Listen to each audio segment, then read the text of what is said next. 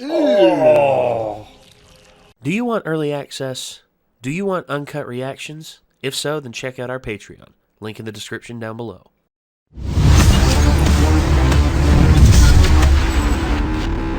The last episode ended on a very, very bad note. As if bad things happened. Very, very bad things happened. And I'm getting the feeling we're about to see the depth of how bad these things are. I'm frightened. I'm terrified. I don't know what the hell's going to happen. This is just a show about bad things happening. Yes. We're probably about to have a recall. I don't think there's any way they're going to leave Rim dead. I would assume that a massive part of the fandom would have rioted by now. Most likely. This one is called The Outside of Madness. I guess let's check out and see how deep the madness goes. Ouch. Well, she killed a lot of them. Uh-oh.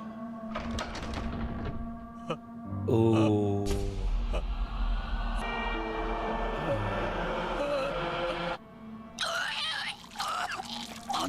Yep.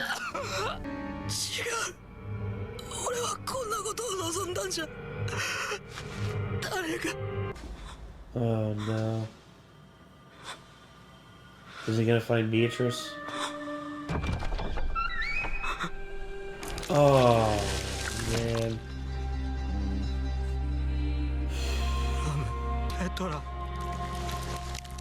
Oh. Ow. Oh no.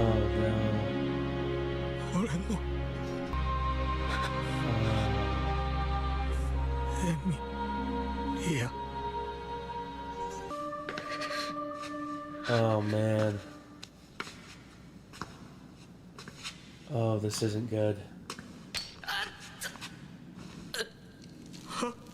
Oh. Oh. Ultimate frostbite. Oh, Jesus. Oh.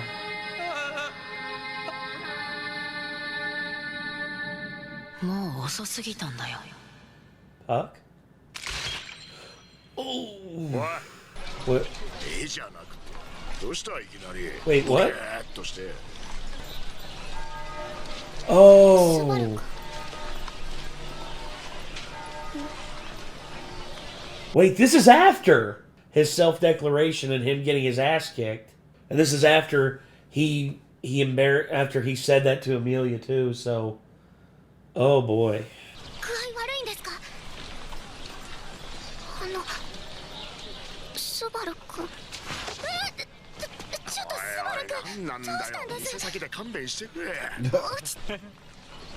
Oh, he's lost his mind. Starting to, yeah.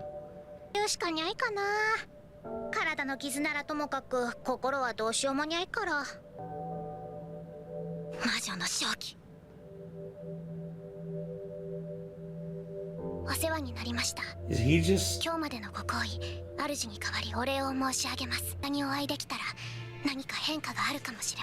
Oh, but that's the thing. They're already late.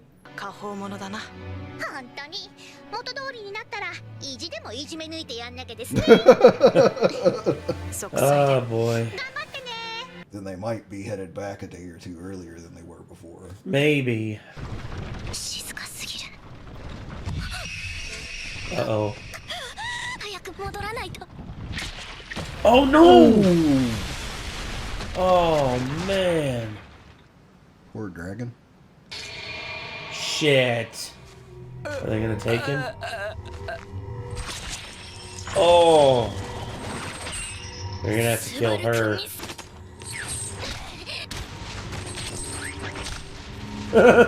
She's... No! Shit. She knows these people. They're the ones that took her sister's horn. Ow. Ouch.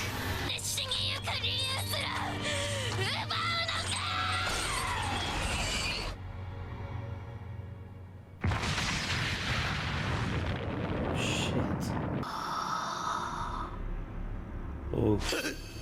なるほど。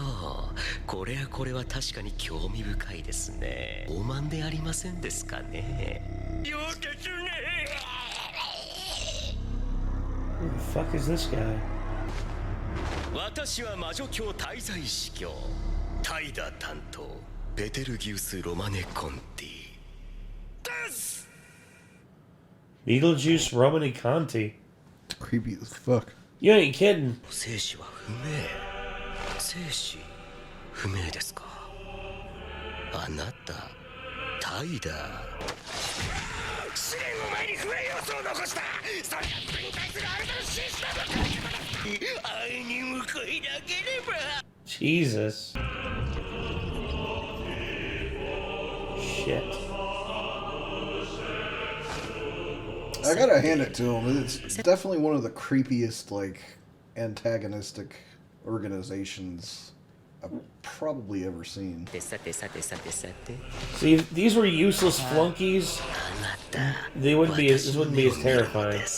での調和を賜っているのか。福音書は持っていないのですか。虫は寂しいですね。こんなに私は好意的に接しているというのに聞きするのですが。Oh. Even if you're spaced out, that has to be gross. Yeah. Like, oh, is he finally starting to come out of it? 実際のところ疑問なのでまったような演技をしているのですか。あなたの狂気は正気に過ぎるというものです。出来損ないの狂人の演技です。寵愛に報いず停滞の中で風化することを望むとは。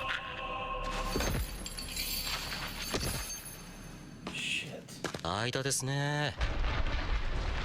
We'll get us a protect. Oh shit. Ramirez still alive then. There she is. そんなボロボロのご様子でですか。はいなんでぜ。その人に Damn. Subaru, come on, man. 脳が震える。 Oh no! No. I had a feeling he wasn't gonna be that easy to stop. Unseen hand.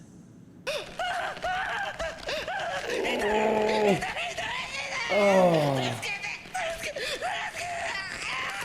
Fuck. Damn.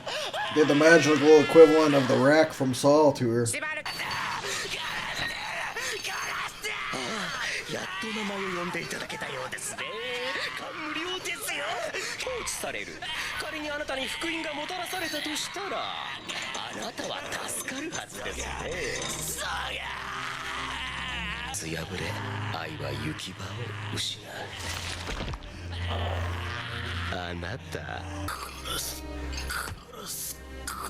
Oh, look at his wrists. Huh?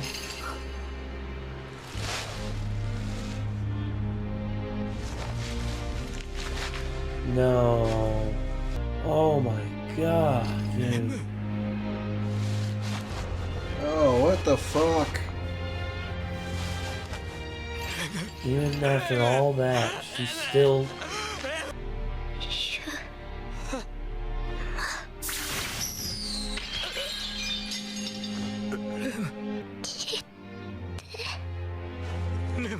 No.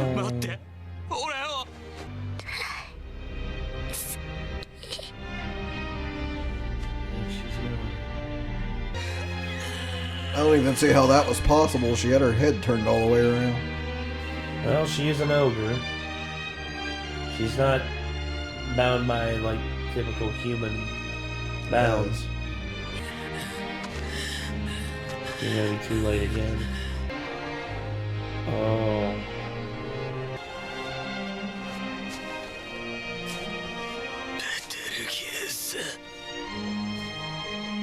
If you say his name again, he'll appear. different this time. It is. That's 4 times. What the... What is that? Is that Puck? Oh. What the Jesus fuck? Christ. Oh my God. じゃなくてどうしたいきなりボケーっとして。おう、スバル君。 Oh man. まるで死人に会ったような Don't 顔 have し a て。 breakdown again, buddy. レム俺はなあ、お熱いとこ悪いんだが、そこでイチャつかれると商売にならん。といいですか。どうした？いえ、レムの勘違いかもしれません。ただ少しスバル君からその良くない香りが強まった気がして。な気がするだろう。Okay.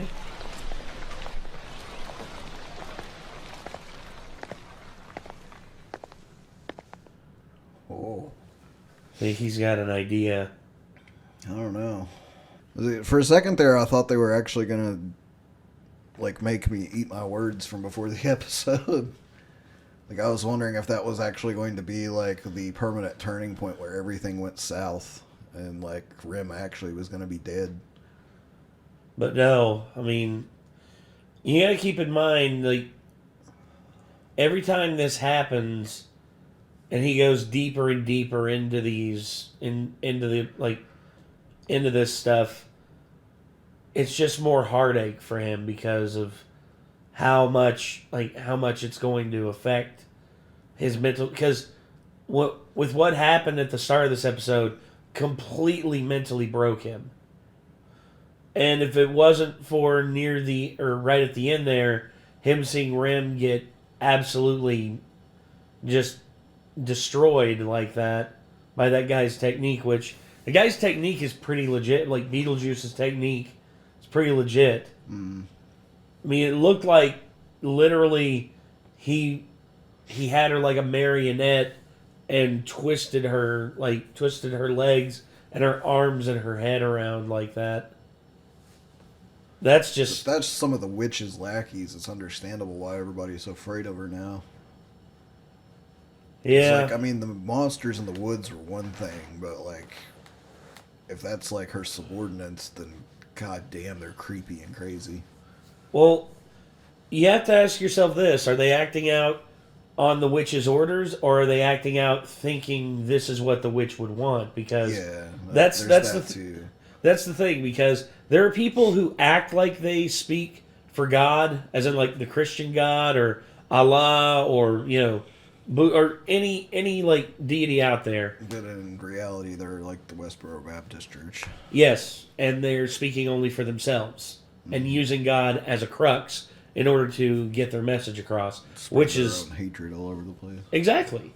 I mean, it's like the Black Israelites. It's the same thing with them. It's like they hide behind this false ideologue of Judaism and like Pan-Africanism and pretend like, oh, we can't say anything wrong because we're the first true people on planet Earth and everyone else is inferior to us. It's like, I'm sorry, where in the Bible does it say this? Or where in the Quran? Or where in the Kabbalah? Or any of the other old Abrahamic texts? Where's that written at? It's literal insanity, dude. I mean, these people and their moral posturing with all the stuff, just, I got nothing for them. I really don't. It irritates me to no end people who use religion and use stuff like this as a crux to flex superiority over people. Just baffles me. But there's clearly a aura associated with the witch. We saw it. We saw it there. Yeah. Whenever Rims looked at him and saw like the witch's miasma. You could see it on his face. She mentioned the smell there at the end. Like, it's apparently getting worse on him every time he reincarnates, apparently. Yeah. Because I believe each time he reincarnates, that's probably some work of the witch's magic. I wouldn't doubt it. It probably has to do with what brought him to this world in the first place, because this is not a typical reincarnation thing. He just kind of blinked and he was here. Yeah. Well, it's almost like a recall. It's like It's like there's a save point, and then you're back where it. I feel like the previously- two are related in some way. The witch probably both brought him here and ensured that like he was unable to permanently die while he was here as well. Not only that, but like, why would she do this? Like, he asked, "Are you Pride?" He's going by Sloth, so he's wondering if like maybe. Apparently, he doesn't know whoever Pride is for sure. Also, haha, Full Metal Alchemist again. Like, but, you know. oh god, the 7 deadly sins. Yeah, But yeah, more Christian allegory. so it just makes me wonder, like, exactly what the thing is. Like, so it could be, like you said, it could be that they just kind of work in the name of the witch, but they're actually just doing their own crazy stuff. They Yeah, don't actually have anything to do with her. I'm wondering if the witch could have brought him there for... I don't know if she brought him there because she was planning to use him as some kind of weapon, like, on her side, and maybe he is destined to be, like, her pride or whatever. maybe. Or if Well- actually she brought him there to be a hero in the world eventually or something. Well, In which case I would believe that she's probably in some way misunderstood by the greater populace if she would take an action like that. Well, here's the thing that gets me is there's several things we've had it mentioned to us before. The Witch of Envy, you know, that's what I keep hearing, and there's the thing with her smell being on him every time he recalls, and then not only that, but every time he gets close to telling someone about it, it's almost like he can't because he's stricken by something she did. It's almost like you saw Howl's Moving Castle, right? Okay, it's almost like the curse that Sophie was under, where she couldn't tell people that she was under a curse because the witch had basically hexed her to where if she tried to talk about it, her mouth would basically just like seal shut. Yeah, same kind of thing with... I won't spoil it for you because you should still play it sometime if you never had, but there's a similar curse in The Wolf Among Us, where certain characters you find out are basically under a curse where they are unable to talk about something. Yeah. And Well, it has like a huge bearing on the overall plot. overall, though, this and what they're accomplishing with this, I mean, they wanted to rip our hearts out and just completely throw everything on its head. I mean, they keep doing that every time they do the recall. And I mean, it's kind of the same deal as Dragon Ball Z. Like, I've heard people argue, Dragon Ball Z is not that good because there are no stakes. And I'm like, I understand that the stakes are low in Dragon Ball Z because of people being able to come back to life. But there are still the stakes of, like, planet destroying, like, bad guys and people trying to steal the method in which you would even use to bring someone Okay, back. well, here's the thing. And this has different stakes as well. Even though he can recall multiple times, like, there's the stakes of his sanity. There's something similar to Sinuous Sacrifice, in my opinion, which is like where every time you die in the game, the curse starts spreading further and further up her arm. Yeah. It's like the miasma is growing thicker and thicker on him each time he recalls. So there may be a limit. Like, we might have started to assume early on that there wasn't a limit after he was like, it could be this is the third time, it could be it. And we're like, okay, so there's no limit. Maybe there is an overall, like, really bad repercussion that's going to start happening if he keeps getting killed over and over again. Yeah. But also, there's just, much like Dragon Ball Z, part of the intrigue is just seeing the epic battles and, like, watching the cool, stylish fights and stuff. With this, like, part of the intrigue for me is seeing the high fantasy horror that's happening with it, you know? I can see that. Because, like I said, that Beetlejuice dude and his cultists, man, they fucking creepy. They are. Like, That's no doubt. I gotta give it to them. That's like maybe the creepiest cult that I've seen, other than in the movie The Void. Yeah, Like, I think those was, guys might be creepier than the guys from The Void, because The Void was one of those things where I was like, that was pretty creepy. I still have no idea what the hell I just watched, though. Yeah. You know what I But mean? you know exactly what you're watching there. Yeah. You're watching these cultists do their thing and basically relentlessly murder Rem in front of Subaru and holding no and making a joke about it. God. Yeah, the Beetlejuice, like I said, I want someone to cave his skull in with a pickaxe, or just something bad happen to him. Something horrible happen to him. But I mean, at this point, what can he do, you know? He's clearly got to start back right away to prevent this situation each time.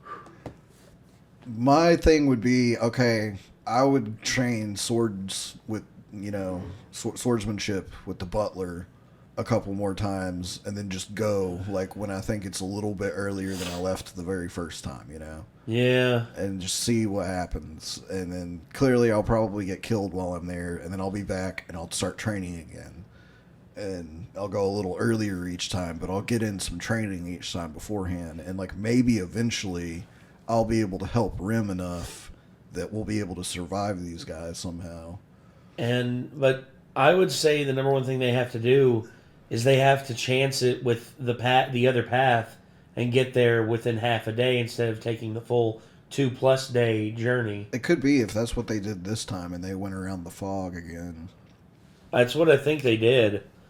I would say if they would have to chance it and have to risk it in order to get there, and if they're able to get there, then maybe they'll be able to make a difference with, because that's the thing. Preparation is the best way to prevent tragedy. Yeah. To prepare for the If they can the get rising there tide earlier than they did this time, like, and manage to beat the cultists there and warn everyone. Yeah, tell Beatrice and tell Puck, be like, look, you two really need to prepare the mansion as best you can for when Or these even- assholes show up. Even warn them just in time to actually get out of the mansion. Roswell's apparently not there right now. That's probably part of the reason that everybody's getting wrecked. And then not only that, but also tell the villagers. I feel like Roswell is probably strong enough to turn. I would tell the tides of villagers to fight. evacuate as well. Yeah, that too. Like, evacuate the mansion and the village, and go from there. You know, try to get in contact with Roswell and be like, "You need to come back. Something's going down. Like, Something stuff very bad is hitting happening." The fan. Maybe he could help somehow. You know. Yeah, maybe. But especially if him, Beatrice, and Bubby can... What is Bubby's real name? Puck. Puck. Yeah, if him, Beatrice, and Puck can, like, prepare ahead of time, like, some magic and stuff, like, possibly they could have something to help them turn the tides as well. Maybe. That's what I'm thinking. But other than that, I could see Subaru possibly getting to know a little bit more about Beetlejuice and coming up with a way to trick him, possibly. Like, if he could talk to him again, you know, even if he just captured by him, and start to learn, like, what his deal is. Like, perhaps it could be like, are you Pride? And be like, yes, I am. Like, yeah, you're going to be sorry if you don't release me right now. And, like, maybe he could trick him into, like, letting him out and then just fucking, like, stab him from behind or something before he knew what was going on. Yeah, deal with him, like, be able to deal with him and cut off the head of the snake. Yeah, before he has a chance to use his crazy magic or Oh, whatever. well, yeah.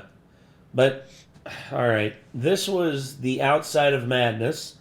We hope that y'all enjoyed, and I guess until next time, signing off, I'm Nate. I'm Nick. Y'all be good people. Take care. Peace.